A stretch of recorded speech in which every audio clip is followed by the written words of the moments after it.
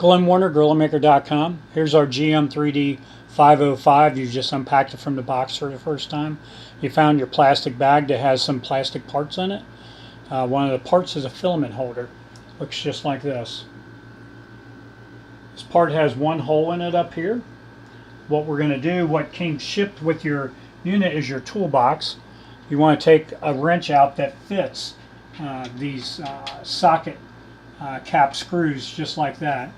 And this socket cap screw that's right in the middle of the left side of your printer, I'll step around to the front, this being the front of your printer, this being the left side, you want to go ahead and take this out, and you're going to notice that when you're looking at that, that screw's longer than all the other ones. It's not in all the way because it's designed for this filament holder. So when you loosen that up, now you can spin it out.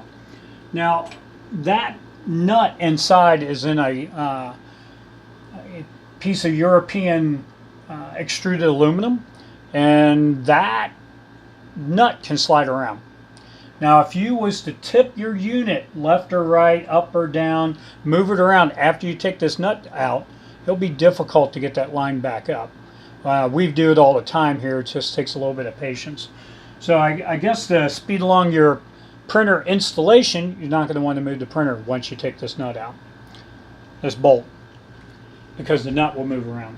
So we're going to take this bolt and slide it right into here. As you can see, it pushes in there and it's pretty flush. Then I'm going to put my wrench back on here. Probably this way, it might make it a little easier for me. And then I'm going to put it right back up in here and start spinning it around. And I find it easier just to spin the whole mechanism around to get it started.